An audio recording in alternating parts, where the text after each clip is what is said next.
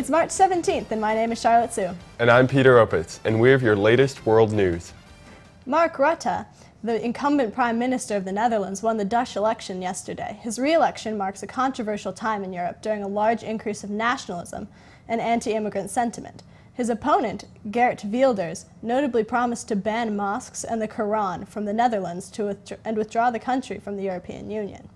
Just 5 days ago, Prime Minister Rutte was involved in a diplomatic spat with the Republic of Turkey over political rallies held by Turkish citizens living in Holland. Turkish President Recep Tayyip Erdogan accused the Netherlands of Nazism and Islamophobia, which was vehemently denied by Rutte. German Chancellor Angela Merkel had her first meeting with President Donald Trump today at the White House. The Trump-Merkel relationship has been marked by tension throughout the past year, especially since Trump said that she is, quote, ruining Germany, and, quote, the German people are going to end up overthrowing this woman, end quote, during the campaign. A rough relationship with Germany would increase tension across Europe, a sharp departure from the warm relationship between Merkel and President Obama.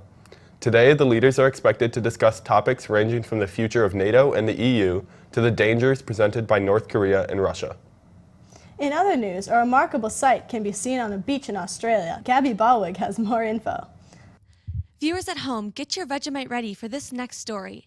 I'm here in Tasmania's Preservation Bay, where bioluminescent algae called sea sparkle has caused the shore to glow bright blue.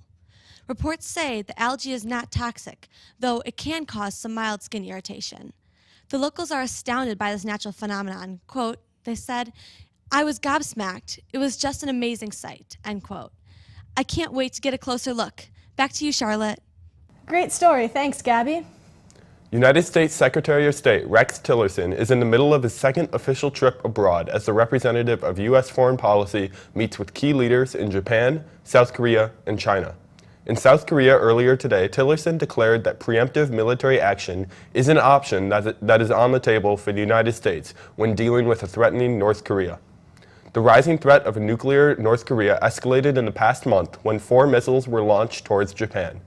This shift in policy comes as the United States agreed to install an advanced thermal anti-missile defense system in South Korea, despite protests by China. Secretary Tillerson plans to travel to China later today for meetings with his counterparts regarding growing areas of tension in the region, including the South China Sea, North Korea, and President Trump's controversial move to accept a phone call from Taiwanese leader Tsai Ing-wen. Israel's new Arrow anti-missile system, which was jointly developed by the U.S. and Israel, hit its first target early this morning.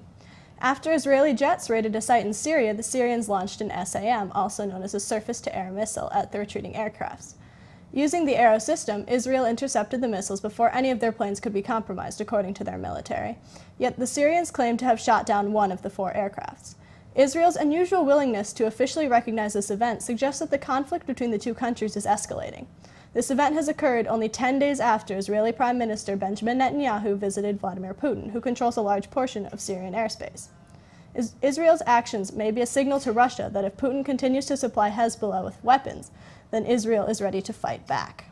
That's it for World News Update. See you next time.